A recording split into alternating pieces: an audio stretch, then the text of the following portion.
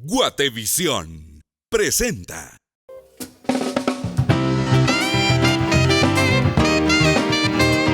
Desde los estudios de Guatevisión, esto es Un Show con Tuti. Con ustedes, nuestra presentadora, Tuti Furlan.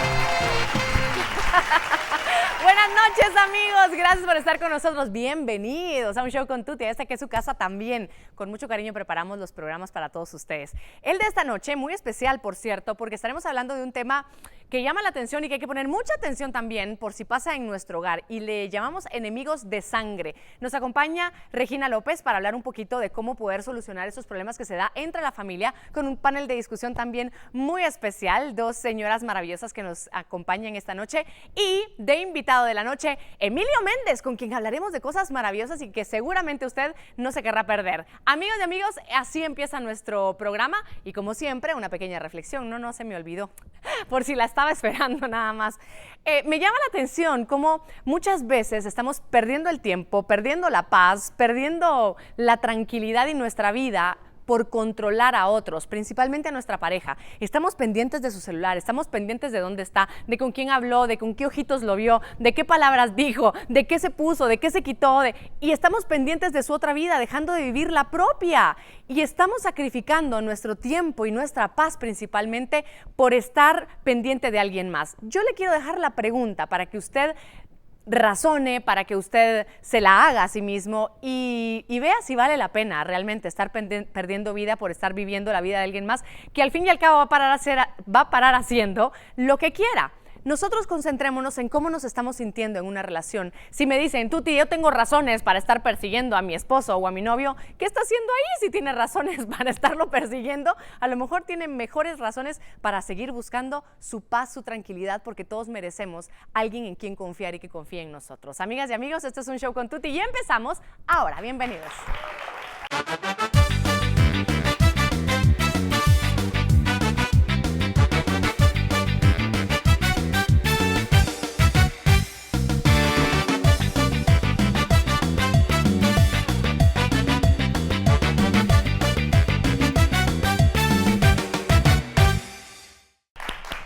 Ya estamos listos para empezar esta noche. Gracias por su sintonía y su preferencia. Empezamos de una vez con el tema y para ahondar un poco más en el tema de esta noche, le cuento lo siguiente. Un estudio reciente tomó como muestra la opinión de 800 personas en edad adulta para encontrar algunos porcentajes sobre por qué se dan conflictos o peleas entre las familias. Le dejo un poquito más de información a través de esta nota. Un reciente estudio concluye cuáles son las situaciones en las que se producen más conflictos entre familias. Muchos hijos señalan haberse peleado con su madre por abuso emocional y muchos de los padres aseguran que las peleas iniciaron como resultado de un divorcio. La investigación señala que la mayor parte de conflictos familiares se produce cuando los miembros tienen alrededor de 30 años, es decir, en el momento en el que toman las decisiones más importantes de su vida y comienzan a formar su propia familia. En un 25% de casos, el conflicto y la ruptura de la relación de los hijos varones con sus padres está ocasionada en parte por problemas relacionados con su familia política o con su pareja. Otro dato interesante es que por lo general suelen ser los padres quienes toman la decisión de cortar el contacto con sus hijos después de una pelea. La madre lo hace en un 55% de los casos, el padre en un 51% de los casos, mientras que los hijos y las hijas solo lo hacen en un 6% y un 5% respectivamente. Y esto de las peleas de sangre o enemigos de sangre, como le hemos llamado, las peleas entre familia, se hacen muy evidentes cuando forman parte de las familias de los famosos, de la farándula. Y tenemos algunos casos donde le vamos a presentar algunos videitos a usted. Por ejemplo, hay una relación que ha sido muy tirante entre dos hermanas que son famosas, son medias hermanas realmente, y es entre Thalía y Laura Zapata. Recordemos. Mía, pues la última vez que yo escuché su voz fue hace algunos días que habló por teléfono y yo le contesté y me dice, por favor, con mi abuelita. Le digo, pues le están bañando. ¿Pero así no te saluda? No, no me saluda. O sea, como que si fueras tú la secretaria. Como si fuera yo. No, con las secretarias habla. La operadora, entonces. Sí, con la operadora, sí. Entonces le digo, le están bañando. Muchas gracias, luego hablo. Pero lo último que que supe de ella es que le hice una carta pidiéndole ayuda, donde le decía pues la situación de mi abuela, que ¿Y estaba qué dice triste, ella? que estaba deprimida, y ella me mandó a sus abogados. Cosas que salen y hablan y se dicen, o sea, yo muchas veces prefiero callarme. Prefiero cerrar y tirar la llave. Sin embargo, otra de los problemas que han salido a la luz y que comenta la gente y todo esto y llama la atención fue el problema que tuvo la hermana de Beyoncé, que se llama Solange Knowles, con el esposo de Beyoncé, Jay-Z. Mírelo. Oh man, oh man, oh man, oh man, oh man, oh man. Never trade these dollars for this fame, surviving through the pain. Y otra que fue durante mucho tiempo, Vox Populi, todos sabían que no se hablaba el hijo y el papá, era Cristian Castro y el Loco Valdés, que es su papá. Tiempo después se reconcilian, pero aquí hay algún recordatorio de eso. Está muy complicado él. Le traté de invitar, pero entonces está muy complicado el asunto. Usted sabe cómo está el asunto, un poco conflictivo. Más a Verónica Castro, mi mami, que fue la que se quedó conmigo, la que cargó conmigo. Y generan mucho porque de alguna forma a lo mejor nos vemos reflejados todos porque pasamos por eso mismo. Por eso vamos a hablar con una experta que nos guíe un poquito sobre este tema y poder entenderlo de mejor manera. Ella es Regina López de Silva. Bienvenida, ¿cómo estás? Bien, Tuti, gracias. Gracias por acompañarnos una vez más. Regina, ¿son necesarias las peleas en familia? Son necesarias las discusiones. ¿Por qué son necesarias? Porque somos diferentes. Porque somos diferentes, porque tenemos creencias diferentes, formas de vivir la vida diferentes. Entonces las discusiones, claro que son necesarias para conocernos, para entendernos, para aceptarnos, para llegar a acuerdos. Para fluir, para crecer. Sí, para llegar a solución de ciertos conflictos que pueden surgir por esas diferencias. Entonces sí son necesarias. La gran diferencia la va a ser si es una pelea constructiva, una discusión constructiva o una discusión destructiva. Y me gusta la diferencia que haces entre discusión y pelea, porque no tiene que ser con tirada de platos, como nos imaginamos las peleas, ¿no? Con gritos, insultos, sino una discusión donde... Y como minimizamos a veces, ¿verdad? Y todos se pelean. Bueno, claro. no todos se pelean y no de la misma forma, ¿verdad? La discusión es sana, la pelea eso ya no está tan sano. Entonces, ¿qué tipos de peleas son las más comunes entre la misma familia que son, digamos, las que más huella dejan o las que más contribuyen a que se separe una familia? Hay muchas peleas, pero por ejemplo, te puedo decir, entre hermanos se dan muchas peleas por cómo uno de los hermanos trata al papá o a la mamá, ¿verdad? Okay. Y entonces el otro hermano lo trata de defender y todo, o porque el hermano no se hace responsable o no cuida o no económicamente no aporta, ¿verdad? Ese es un tipo de problema entre hermanos. Otro problema entre hermanos muy común es los problemas que se dan cuando ya tienen hijos, ¿verdad? Y entonces se pelean porque los hijos se pelean y entonces los padres entran en las discusiones de los hijos y terminan peleados los papás y a veces los hijos reconciliados al día siguiente, ¿verdad? O, por ejemplo, que en algún momento el papá le llama la atención a su sobrino, ¿verdad? Y al otro le molesta eso, o a veces les pegan y cosas de ese tipo, se crean problemas bien complejos entre los hermanos.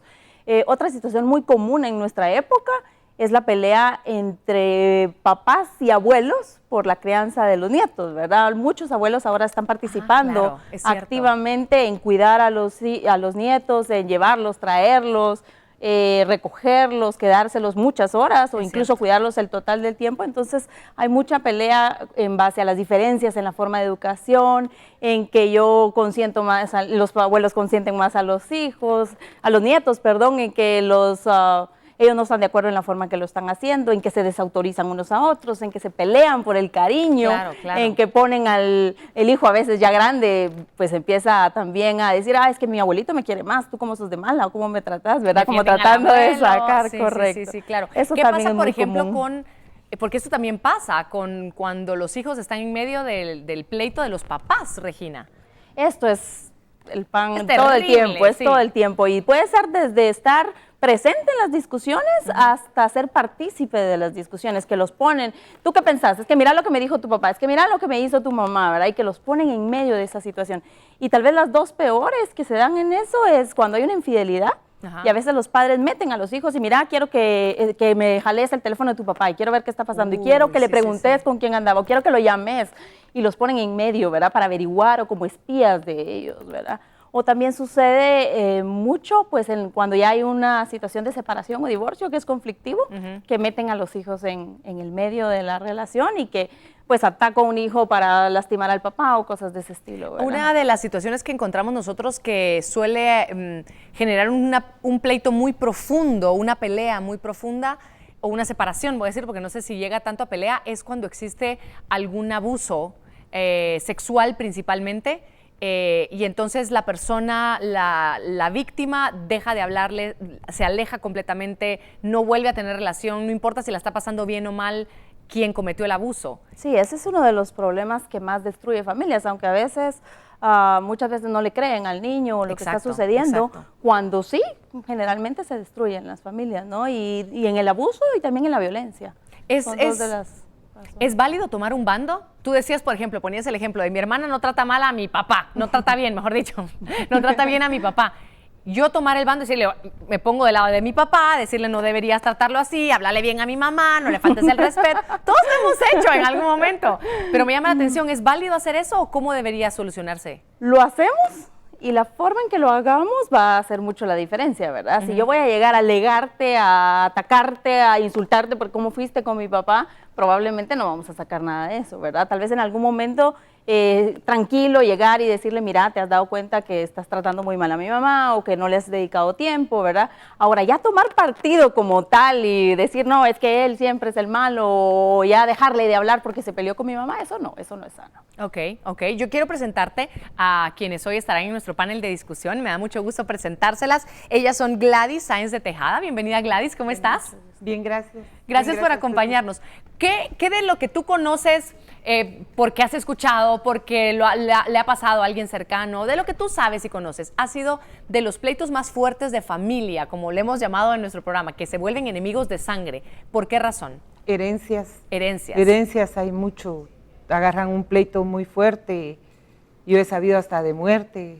Wow. O sea, sí pienso que el dinero, las herencias, es una discusión muy fuerte entre la familia. Y de repente pasa en familias que uno no se imagina, ¿cierto? Que uno dice, ¿cómo? Y de repente salió esto y una cosa terrible. Les presento a mi siguiente invitada también, ella es Larisa Polanco. Bienvenida, Larisa, ¿cómo estás? Bien, gracias, Tuti. Gracias por acompañarnos también. ¿Qué otra razón crees tú que es de estas que generan mucho pleito?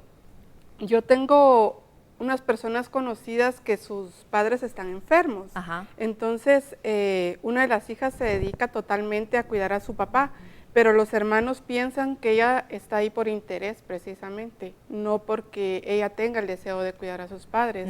Entonces, hay muchas discrepancias en eso. Y eso genera mucho roce, ¿cierto? Enfermedad de alguno de los padres, sí, o incluso de los hijos, ¿no? Y si estás haciendo, no estás haciendo, deberías llevarlo, deberías, ¿no? Lo que todo el mundo queremos que la otra persona debería hacer de su vida, genera conflicto. Yo tengo que irme a la primera pausa comercial. Yo le pido tanto a Gladys como a Larisa que permanezcan con nosotros y les agradezco su presencia, a Regina también, porque vamos a seguir discutiendo sobre esto que se da en las familias y a veces, lamentablemente, dentro de la misma familia se generan enemigos de sangre. Vamos a la pausa y volvemos.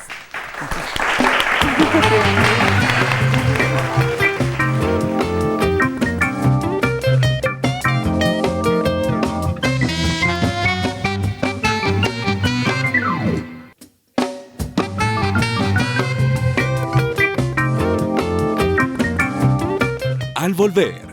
Que nos mirábamos, ya ni me hablaba, yo tampoco, porque yo me sentía realmente lastimada. Claro. El perdón es una decisión que puede tomar cualquiera de los dos, tanto el ofensor como el ofendido.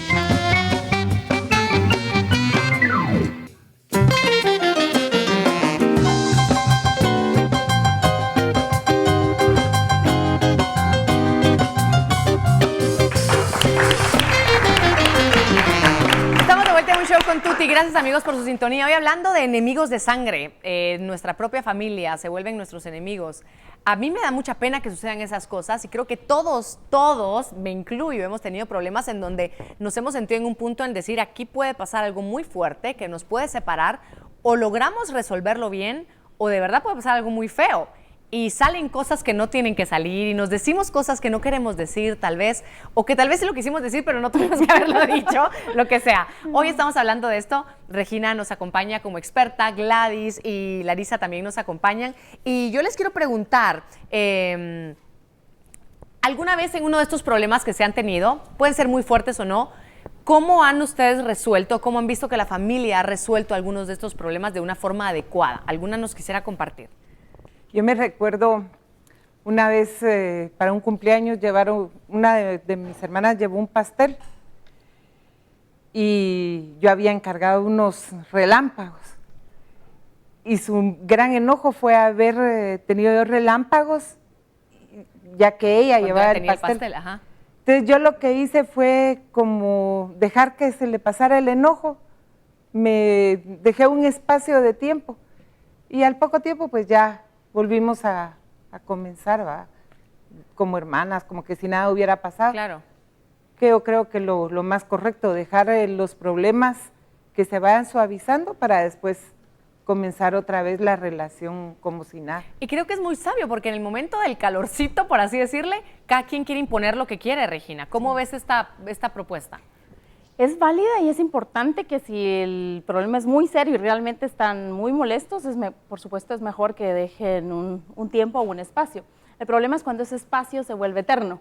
O sea, ya nunca más volvemos a hablar del asunto. Claro, claro. Y entonces yo creo que ya le manifesté porque le hice una cara, ¿verdad? De que estaba molesta con ella y yo entendí que lo que le enojó fue otra cosa y entonces vuelve a suceder y dicen, ala, pero es que ya la vez pasada me lo hizo, pero nunca lo hablamos. Y lo vamos acumulando. Y lo vamos acumulando y entonces voy llevando mi cuenta de la que me hiciste, más la otra, más la siguiente y nos vamos llenando de rencor, de enojos, de cólera, ¿verdad? Entonces, está bien dejar un tiempo, pero también no dejar tanto tiempo sin hablar del asunto, porque solo hablando se puede llegar a entender, ¿verdad? Aclarando las cosas, no fue con intención, no, yo creí que... Yo no sabía que tú ibas a traer el pastel, Claro, la próxima claro. pongámonos de acuerdo, ¿verdad? Para que no vuelva a suceder algo tan sencillo como el pastel y los relámpagos, ¿verdad? Exactamente. La próxima yo me ofrezco para recibir los Lo relámpagos. salado y tú lo dulce. Larisa, tú nos compartes algo también de cómo se solucionó algún problema. Mi papá murió hace un año en el mes de abril y al mes siguiente era el Día de la Madre, era el mes de la madre. Wow. Entonces yo no podía dejar de lado a mi mamá, entonces tenía que celebrar el Día de la Madre. Pero mi cuñada, al ver que yo celebraba el Día de la Madre, bailamos marimba y toda la cosa con ella tomó mal que yo estuviera celebrando si mi papá tenía tan poco tiempo de haber muerto. Entonces ella se peleó totalmente conmigo, me ofendió horriblemente, me dijo un montón de cosas y realmente yo dejé pasar el tiempo y dije, bueno, cada quien vive su duelo de la manera en que lo cree correcto y en la manera en que lo siente en su corazón. Y pasó bastante tiempo, casi un año, y luego pues ya yo empecé a hablarle a ella primero, porque nos mirábamos, ella ni me hablaba, yo tampoco, porque yo me sentía realmente lastimada. Claro. Pero dije yo, no es la manera de solucionar las cosas, entonces yo pienso que la mejor manera es como lo siento en mi corazón. Y entonces yo le hablé un día así, normal, de cualquier como cosa, que nada ajá, hubiera pasado. Entonces creo que eso le afectó más a ella y le dolió más a ella en cuanto a su actitud que todo lo demás. Y hace poco me pidió perdón. Interesante, y mira qué interesante, porque yo creo que es otro ejemplo, hablando de si dejamos tiempo, cuánto tiempo dejamos. Habría que hablar nuevamente, Regina, de la situación específicamente. Bueno, ya llegó el punto en el que pidió una disculpa y seguramente se platicaron y lo arreglaron. Gracias por compartirlo, de verdad, por la confianza. ¿Es la forma en que se tiene que hacer o solo ya pasó, hacemos como si nada pasó y no volvemos a hablar del asunto? ¿Qué es lo recomendable? Yo creo que lo importante de lo que ella estaba mencionando aquí es su actitud, ¿verdad? En algún momento usted estaba muy ofendida y le había lastimado lo que había pasado. Sin embargo, usted hizo algo, decidió hacer algo al respecto, ¿no? Y ese es un mito que existe. Uno cree que solo el que ofendió es el encargado de venir y hablarme y disculparse y reconciliarse conmigo, porque él me ofendió. Y en base a eso a veces nos quedamos esperando meses, años, ¿verdad? A que el que me ofendió llegue, ¿verdad? Sin embargo, es importante entender que el perdón es una decisión que puede tomar cualquiera de los dos, tanto el ofensor como el ofendido, ¿verdad? Porque al final el perdón es un regalo para mí, no es un regalo para el otro. Exacto. Y es además, un regalo que me doy a mí mismo. Y entonces esa actitud de perdón, porque aunque no lo habló o aunque no lo dijo, usted la perdonó por lo que había pasado y siguió tranquilamente. Y ella sintió ese cambio y la autenticidad de sus palabras, ¿no? Y la llevó a ella a tomar la acción de también perdonar la situación y pedir perdón en algún momento. Y qué importante, porque aunque nos ofendan y estemos, lo que tú decías, esperando sentados a que lleguen a pedirnos perdón, nos ofendemos porque no llegan a pedirnos perdón, ¿no? Entonces es una cosa como de doble vía. Ahora, les pregunto rápidamente, ¿creen ustedes que es más fácil perdonar, por así decirlo, o solucionar los problemas con amigos, con colegas, que con la propia familia, o es más fácil con la familia? Yo siento que a veces es un poco más conflictivo con la familia por la misma confianza que hay que con una amistad, ¿va? Con la amistad por el roce y todo, como que se va dejando, pero con la familia por la misma confianza se va como volviendo más problemático. Y yo pienso que es bueno sanar de primero su corazón para poder perdonar a las demás personas. Y como decía ella, el perdón no es para la otra persona, es para uno, para la paz y la tranquilidad de uno. Claro, uno es el que suelta al fin y al cabo la carga, ¿cierto? En el caso que mencionábamos en el bloque anterior de, por ejemplo, cuando hay casos de abusos, que lamentablemente hay muchos de estos y se guarda un enojo muy grande, ¿es válido alejarse por completo, no volver a ver a mi papá, a mi abuelo, a quien haya cometido el abuso? ¿Es válido, Regina? Claro, es válido. En algún momento hubo un daño muy grave y a muchas personas les destroza la vida una situación como esas, ¿no? Entonces, en la búsqueda de sanarme a mí mismo, es válido esa distancia, es válido incluso terminar una relación, ¿no? Sin embargo, lo que no es positivo es quedarme con ese rencor, con ese resentimiento. Es ahí donde el perdón, ¿verdad?, juega un papel fundamental, ¿verdad? Hay una diferencia entre aceptar una situación y perdonar una situación. Entonces yo puedo perdonar lo que él hizo, aunque no voy a aceptar que nunca más lo haga. Y eso implica que me voy a alejar, eso implica que ya no le voy a hablar, eso implica que voy a alejar a la persona que lastimó, ¿verdad? Entonces son dos términos diferentes, pero que se usan independientemente. La gente cree que porque perdonó le está diciendo que lo que hizo está bien, o que no fue tan grave, o que no hubo problema, y no es eso. Perdonar es dejar ir esa situación que me dañó, que me destruyó y que me sigue atando a mi pasado y a pensar en lo que pasó, ¿no? Claro, y que muchas veces creemos que por ser familia o que tenemos que perdonar viendo a los ojos a la persona, que tenemos que perdonar diciéndole, por favor, perdóname, y por eso muchas veces cuando una persona se va, muere, fallece, cuesta tanto ese proceso porque sentimos que no vamos a tener la oportunidad de pedir perdón. Sí. Y no es cierto, ¿verdad? Existen muchas maneras de hacerlo, aunque el que me ofendió incluso no esté interesado en recibir mi perdón, ¿no? Interesante escribir cartas, hay muchas formas de, aunque la persona no esté presente, yo poder hacer mi proceso de perdonar a esa persona y dejarla ir, y dejar ir sus recuerdos y el dolor que me causó. Bueno, hoy hablando de enemigos de sangre,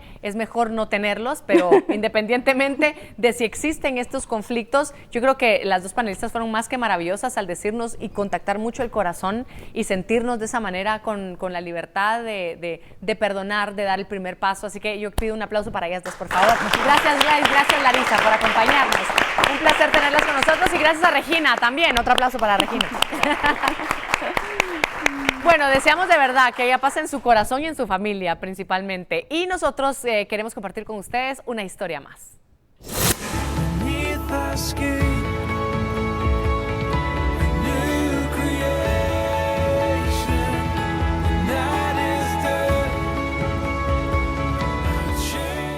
La Biblia, como el libro de los libros, está altamente difundida en nuestro país. En Guatemala no escasean las Biblias, existe una gran disponibilidad de ellas para cualquier persona que la desee, en el formato que la desee y aún en el idioma que la desee, principalmente en el español. Sin embargo, también existen personas con capacidades diferentes que están muy cerca de nosotros, que tienen una gran limitante para acceder a la Biblia. Imaginen a una persona no vidente. ¿Cómo puede tener acceso a la Biblia? ¿Cómo puede leer la Biblia? ¿Cómo puede escuchar ese mensaje de Dios? Sin embargo, una Biblia en braille representa una biblioteca, casi una enciclopedia de 40 tomos, que puestos uno tras otro pueden medir cerca de los 2 metros. Tiene aproximadamente un peso de 90 libras y un costo aproximado solamente de producción de $600. Es realmente difícil, sin embargo, en Guatemala la tenemos disponible.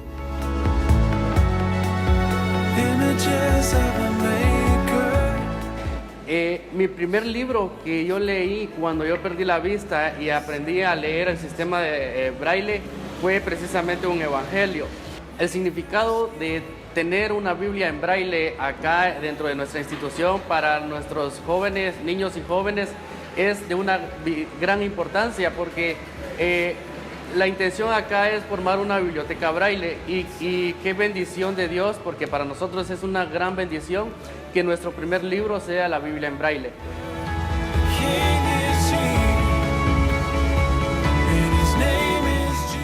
Pues me siento muy contenta al que ahora, gracias a ustedes, nosotros vamos a poder leer la Biblia y que nunca yo imaginaba poder leer una Biblia y me voy a dar cuenta de todo lo que hay en Dios y gracias que ahora vamos a tener esa oportunidad que no creía yo que la iba a tener. Y un hecho sin precedentes es que en la región de Chiquimula, gracias al esfuerzo de muchas personas, a las oraciones de muchos y al deseo de superación de las comunidades de personas no videntes, se acaba de entregar la cuarta Biblia completa que existe en el país, en la región de Chiquimula, específicamente en el municipio de Jocotá.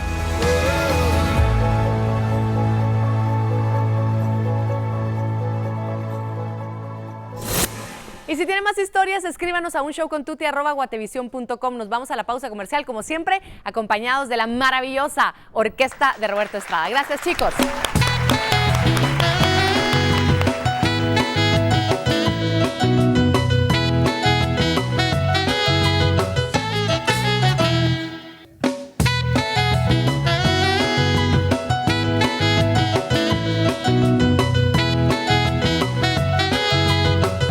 Al volver.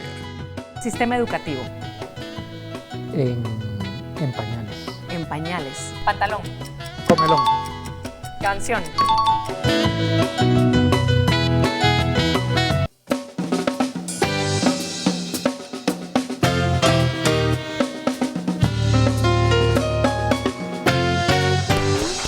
Muchísimas gracias por seguir con nosotros. Momento de presentar a nuestro invitado de la noche, invitado de lujo además. Un personaje que se caracteriza y dentro de mi concepto está que él hace las cosas como nadie las ha pensado hacer antes y eso me encanta de él, su creatividad, su poder de emprender, de convocar y muchas más cosas. Él es Emilio Méndez. Conózcalo a través de esta cápsula.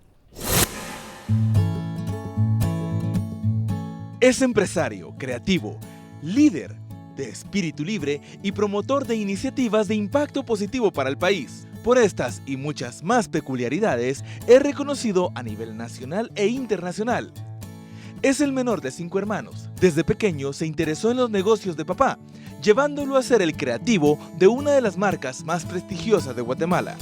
Además, su labor emprendedora no solamente se resume al éxito en sus negocios, sino a su firme convicción en la capacidad del ser humano para poder soñar. Por esto y mucho más, le damos la bienvenida a Emilio Méndez.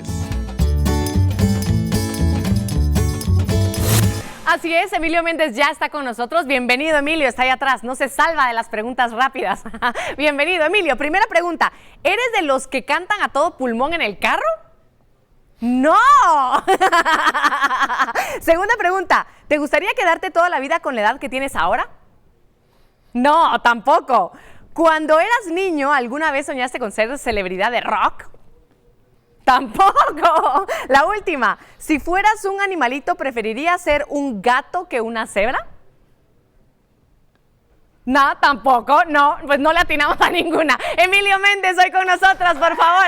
Bienvenido, Emilio. ¿Cómo estás? Bien. Gracias por estar con nosotros. Qué gustazo. Por favor, estás en tu casa.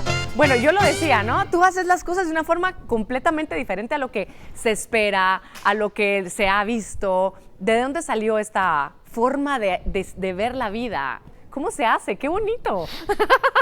Yo creo que la verdad es que siempre he sido bastante impredecible. Ajá. ¿Verdad? Creo que naturalmente soy así y con el paso del tiempo creo que me ha gustado el poder fomentar esa impredecibilidad. Así que, bueno, no acertaste ninguna de las preguntas. Ninguna, Entonces, ninguna. Y no fue a propósito, pero de verdad como que me gusta el poder encontrar mi propio camino. ¡Qué ¿verdad? genial! En lugar de meterme donde está todo el mundo, siempre trato como de ver si no hay otra ruta posible y experimentar. Me fascina la idea de experimentar. ¿No de le probar. tenés miedo a eso, Emilio?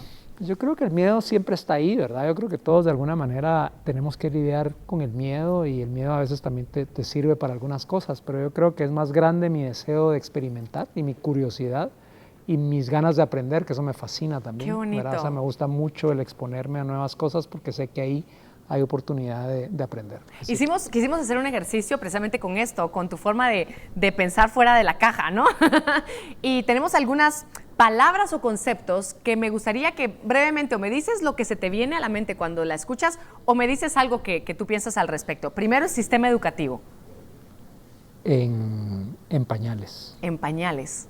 ¿Cómo debería ser un sistema educativo, Emilio? Yo creo que realmente necesitamos darle vuelta completamente al sistema educativo. El mundo ya ha cambiado en demasiadas formas. Sí. Y nosotros, como seres humanos, en los últimos 10 años también hemos sufrido una metamorfosis que probablemente no estamos tan conscientes, pero cambiando la comunicación, cambiando las herramientas, no podemos seguir pensando ni educando a los niños. Como hace 100 años, como hace 200 años, ¿sí? ¿No? Ahora tratando de meterlos en un formato, limitándolos, rasurándoles toda la creatividad y todas las particularidades, que es lo que hacen verdaderamente genial a un niño, ¿no? Claro. Es lo que lo hace diferente. Sí. Pero en el sistema tradicional, ¿verdad? Que es el que todavía predomina, esas particularidades se van recortando y Sí. están mal vistas. Y van haciendo todos como en un patrón, ¿no? Así van todos igualitos. Voy con otra palabra, vecindad.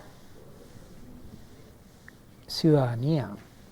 Yo creo que realmente hemos ido a lo largo de los años como seres humanos despertando la conciencia y creo que nos damos cuenta cada vez más de que estamos todos conectados, ¿verdad? O sea que realmente en la medida en la que yo contribuyo, en la que yo aporto valor, yo genero valor para otros y para mí mismo y viceversa. En la medida que yo me paro en alguien, en la medida que yo soy indiferente a alguien, automáticamente estoy construyendo esa misma indiferencia hacia mí. Entonces yo Claro. creo que va muy de la mano, ¿no? Ese sentido de ciudadano, de responsable, de darte cuenta que la ciudad te pertenece y que tú eres un agente realmente valioso dentro de la sociedad para que esta sociedad y esta ciudad sea mejor. Emilio, pasa muchas veces que tú dices todo esto, yo sé que tú has hecho muchas iniciativas y muchas cosas para crear esto que me dices, unión, solidaridad, vecindad y muchas más, en Guatemala entera, ¿no? El visibilizar algunas cosas, el recordarnos que somos parte de la solución, no podemos solamente señalar, háganlo, resuelvan. ¿Cómo crees, que te pregunto, tu viaje a Londres que tuviste muy joven, saliéndote también de los parámetros de lo que se esperaba de ti, tal vez aquí en Guate, siendo el hermano menor eres, ¿cierto? Sí, menor. ¿Te sirvió para tener esa otra perspectiva de la vida? Sí, realmente yo creo que siempre fui diferente, ¿verdad? Y yo creo que todos somos diferentes. Sí. Lo que pasa es que cómo lidias tú con esas diferencias. Y yo creo que en el fondo a mí me gustaba ser diferente, a pesar de que es difícil, ¿no? Sí. Porque no perteneces en muchos aspectos, te limitan, te sacan, te sientes fuera y todas esas son cosas incómodas que yo creo que a nadie le gustan. Sí. Pero yo creo que en el fondo ese presentimiento de que en la diferencia había algo interesante y algo bueno, creo que me ayudó a sobrevivir esa etapa de niñez, ¿verdad? Y de adolescente, que es cuando más complicado se vuelve porque te estás conociendo y Sí. mucho de quién quieres ser también está determinado por lo que se supone que tú debes de ser, ¿verdad? Claro.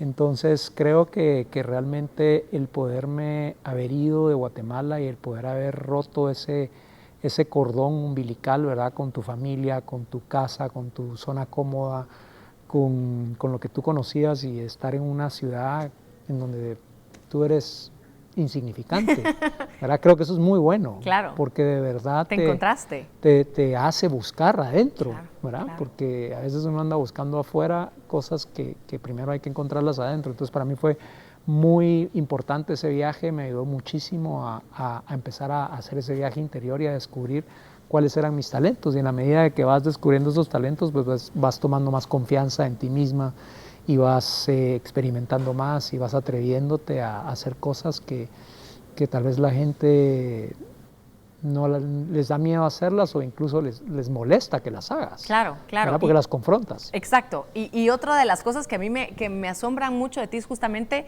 creas ruido. ¿Y te gusta hacerlo? Yo lo sé. ¿No? Es como travesura de Emilio Méndez, ¿no? Me encanta. Crear ruido y dejarnos pensando cosas, es decir, híjole, ¿qué pasó? A lo mejor choca al principio y dices, no, pues pasa esto, ya vamos a hablar más adelante específicamente de lo que has hecho, de la guatemalidad, de la identidad de muchos de nosotros, porque para mí hay un antes y un después de que Emilio Méndez empezó a rescatar valores y cosas de Guatemala. Y eso lo vamos a hablar en el siguiente bloque, porque es momento de una dinámica, de un breve jueguito. ¿Lo hacemos? Súper. Súper. Dale.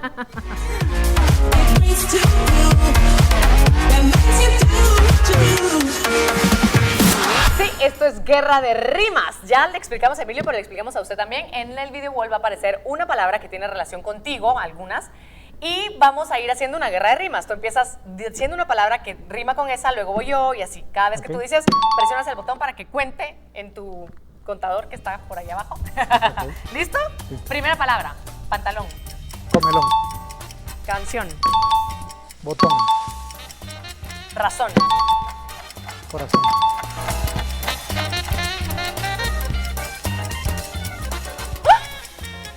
No, no me soplen, hagámoslo bien. ¡Ah! No se me vino. ¿Lo dijiste? No. Bueno, ok. Vamos a hacer otra. Voy a empezar yo ahora. Siguiente. Tela. Cela.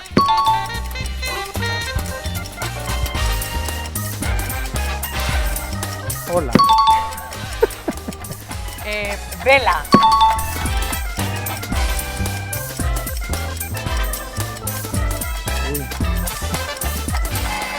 Vamos a uno. Siguiente palabra, empiezas tú, Emilio. A ver. Es que es la segunda ronda. Son 2 palabras. Con esta tienes que decir 2. Costura y poner 2 palabras. Este es grado de dificultad. Montura, altura. Hermosura, hechura. ¡Qué difícil! Sí, no es tan fácil, la verdad. Altura ya estaba, ¿no? ¿Altura lo dijo o no? No, sí, no me acuerdo. Estaba difícil, sí, ¿no? No es tan fácil. Muy bien. No está tan fácil. Tenemos que buscar, googlear más palabras más que terminen y que rimen. Gracias. Hoy nos vamos a la pausa comercial rápidamente. Emilio Méndez con nosotros esta noche, amigos, y volvemos después del corte.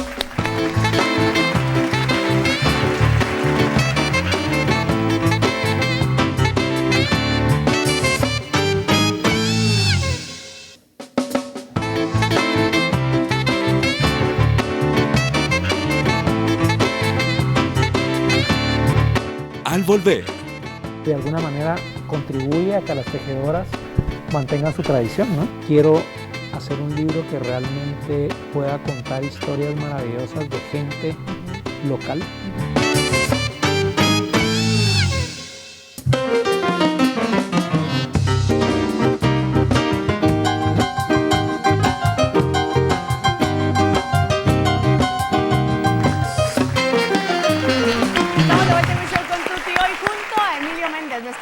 De la noche.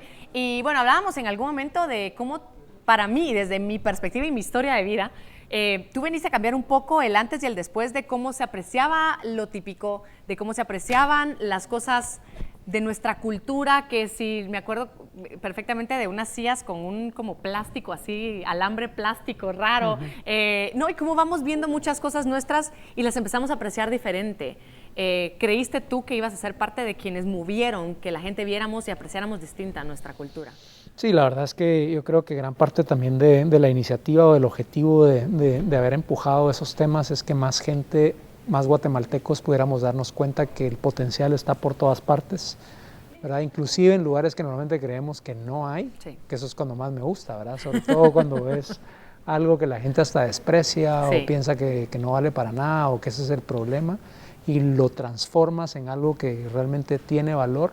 creo que es muy valioso, ¿no? Abrir una puerta y que detrás de ti venga mucha gente y después puedan hacer un montón de cosas que tú ni te habías imaginado, ¿verdad? Yo creo que así se generan los movimientos y que es un proceso también de evolución de nosotros como guatemaltecos, ¿verdad? De ir entendiendo qué es ser guatemalteco y cómo poder ser un mejor guatemalteco. Y creo que en la medida que te involucras con lo que tienes, te inspiras con lo que está a tu alrededor y lo transformas, creo que en esa medida también vas construyendo un mejor país. Me encanta la palabra que utilizas, transformación, porque es justamente lo que no vamos a hacer contigo, sino queremos compartir de una iniciativa muy bonita que encontramos y que decidió transformar eso que tú decías, lo que la gente ya desprecia, que ya no usa, que no le importa, le llamamos reciclaje, pero de una forma muy bien hecha. Y quiero que conozcas, te voy a presentar a Andrea Reige.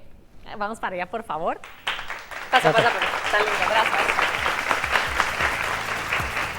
Andrea, bienvenida, ¿cómo estás? Te presento a Emilio. Hola, mucho gusto. Mucho gusto. Y lo que hacen es que con estas bolsas, como las que yo tengo aquí, por ejemplo, cualquiera, esta, Exacto. por ejemplo, ¿qué hacen con esto? Empezamos por la recolección de bolsas a base de una campaña de reciclaje con amigos, con vecinos, y posteriormente lo que empezamos es el proceso de clasificación. Entonces empezamos a clasificar, por ejemplo, en este caso, que son todas las bolsas plásticas transparentes, para poder venir y realizar ya el conteo, porque tenemos una cantidad exacta para realizar una bolsa. En este caso, esta está realizada con bolsas plásticas transparentes. Entonces, para poder hacer esta bolsa necesitamos 28. Ok, no vamos a encontrar 28 ahorita, pero hagámoslo con 3. Sí. Esta es como la clasificación, el A, digamos, para hacer estas bolsas están muy lindas, la verdad. Muchísimas gracias. Te felicito. Muchísimas gracias. Posteriormente, esto se traslada a Sololá, y ahí trabajamos con mujeres guatemaltecas tejedoras, que son las que realizan este tejido a mano. ¡Qué lindo! ¿Lo hacen en telar de pie o en telar de cintura? ¿O En telar de pie.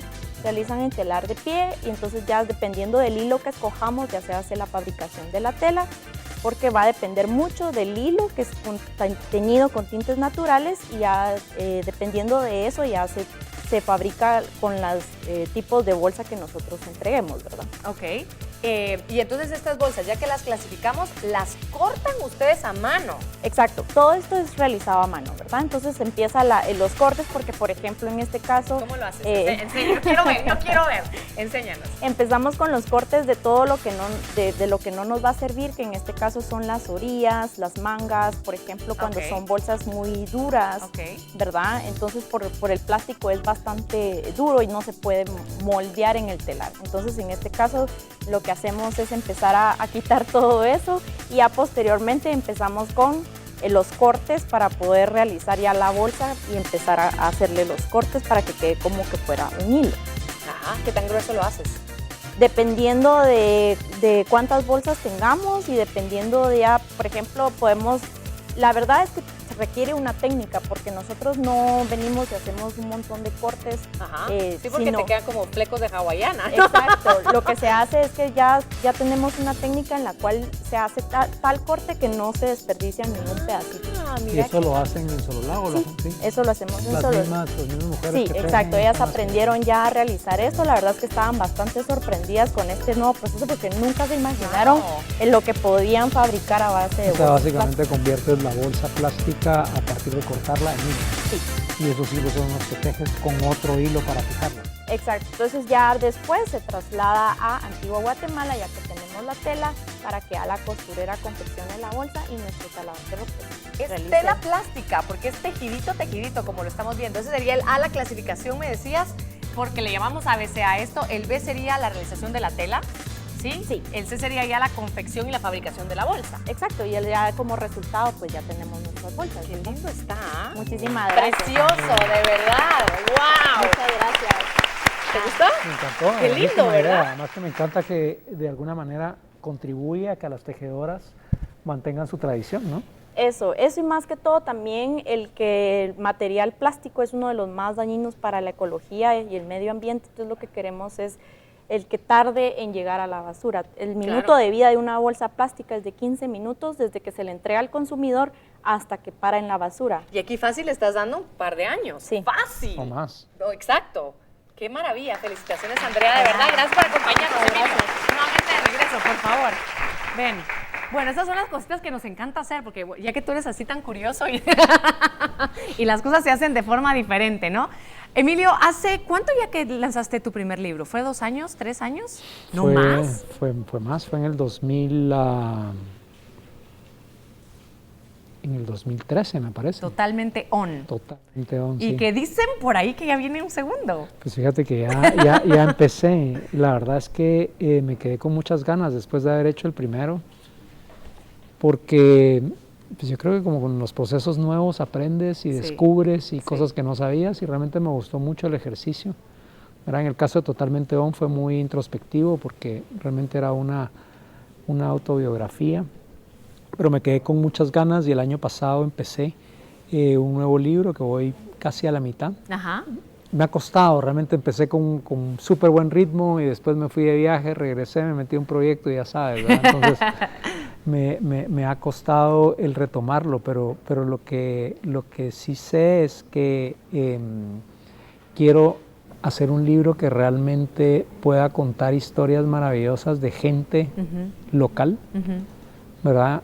Para que eso les sirva a muchas personas a darse cuenta que la creatividad, el emprendedurismo, el miedo, la posibilidad realmente de hacer algo que no existía antes, está disponible para cualquier ser humano, ¿verdad? Y que muchas veces lo que necesitamos son como esos referentes, y ojalá referentes más cercanos, ¿verdad? Porque tal vez cuando no los tienes tan cercanos piensas que esos proyectos o esos emprendimientos pasan en otros países, pero no pasan en el tuyo. Pero cuando tú sabes que esa persona está acá, la has visto, inclusive has hablado con ella y luego conoces su historia, además que detrás de esa historia te das cuenta también que hay un montón de esfuerzo, un montón de fracaso, un montón de lucha, que son temas que a veces la gente cree que ya ve el producto terminado, el proyecto listo y piensa que fue muy fácil. Claro. Entonces desnudar realmente al emprendedor y el proceso que está detrás para de alguna manera inspirar, compartirlo, ¿no? y que la gente se dé cuenta que son procesos que otra gente tomó y que ellos mismos pueden adaptarlos. Exacto, a mí me encanta porque con esto me confirmas una idea que yo tengo tuya y te la comparto por si te interesa, que es que sos una ventana, Emilio. O sea, tú sos una ventana por la cual dejas que la gente vea cosas lindas que a lo mejor tú por muchas razones vas conociendo. Y lo digo porque en este libro vas a ser una ventana para muchas otras historias, porque a través del trabajo que ustedes realizan con los restaurantes y con muchas cosas ha sido ventana, que si el queso, que si el chocolatito, que si, ¿no? Que muchas cosas que nos vas dando a conocer que hay cosas muy valiosas y bien hechas en nuestro país, y eso yo te lo agradezco a nombre propio y sé que en nombre de muchos guatemaltecos por ser esa ventana que nos permite ver tanta cosa linda que tenemos. Y sé también que uno de tus grandes proyectos, y corrígeme si no es así, bueno, de uno de tantos, es cuidar mucho a tu gente y hacer cosas locas, diferentes, pero importantes y especiales para ellas. Cuéntanos un poquito del proceso interno de enfocarte en tu gente. Ok, pues mira, realmente a nosotros como familia, como hermanos, nos educaron con el ejemplo, que yo creo que esa es la verdadera forma de educar. Estoy de acuerdo. Y dentro de ese ejemplo estaba muy presente este concepto de responsabilidad, ¿verdad? De hacerte responsable de donde estás tú, de lo que está a tu alrededor. Y yo creo que eso nos marcó muchísimo y en buena medida eso fue lo que contribuyó a que empezáramos iniciativas de distintos tipos, ¿verdad? Buscando esa Guatemala, 4 grados norte, Guateámala, Despertemos Guatemala, Tengo algo que dar, Visionarios de Guatemala. O sea, esa lucha realmente te diría un poco desesperada, de decir otra Guatemala es posible y no está allá, no está en el futuro, está aquí en el presente y aquí mismo y la estamos construyendo. Sí. Pero en ese proceso también que vas y que tratas de construir un país, muchas veces lo haces y te alejas de la gente que está a tu alrededor, ¿verdad? Entonces tratas como de ir a contarle una historia a personas que no conoces y muchas veces la gente que está a tu alrededor ni siquiera la tomas en cuenta. Claro. ¿Verdad? Creo que es parte de ese proceso y de ese círculo. Entonces creo que con la madurez y la experiencia de muchas de esas iniciativas entendimos que realmente esa transformación del país empieza primero en uno, claro. ¿verdad? O sea, no puedes pensar que el país se va a transformar por un presidente o por un superhéroe, empieza en ti y después inmediatamente la gente más cercana a ti, que es la familia, ¿verdad? Pero en las empresas vivimos una gran parte de nuestra vida, o sea que en buena medida se vuelve también como nuestra segunda familia. Es cierto. ¿verdad? Y entonces ahí te das cuenta que hay una posibilidad de transformación impresionante desde la organización, desde la empresa. Entonces, desde hace 2 años realmente me he obsesionado con esta idea de que la verdadera innovación hoy no está en las cosas, ¿verdad? No está en la forma, sino realmente en el contenido.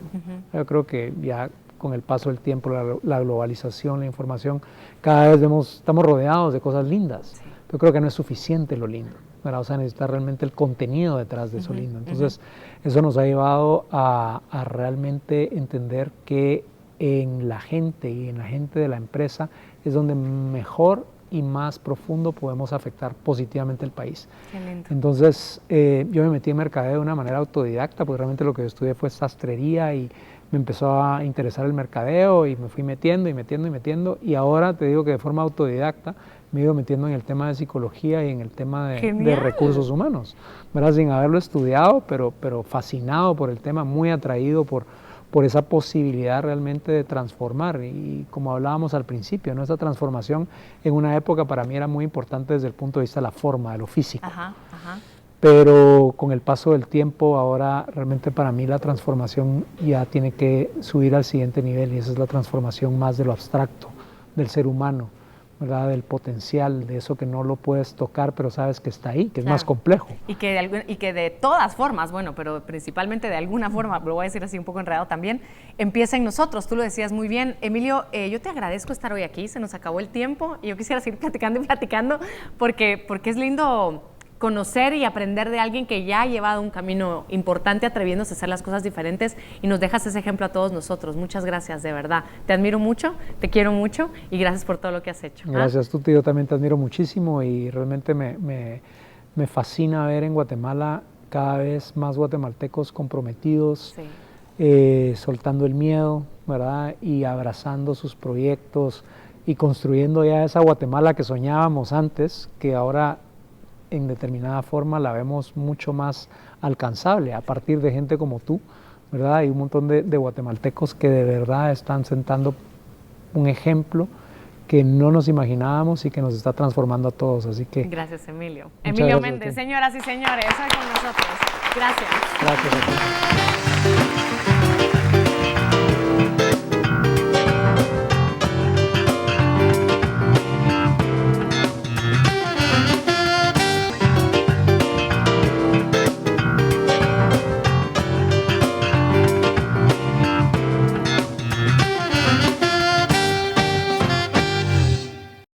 Guatevisión presentó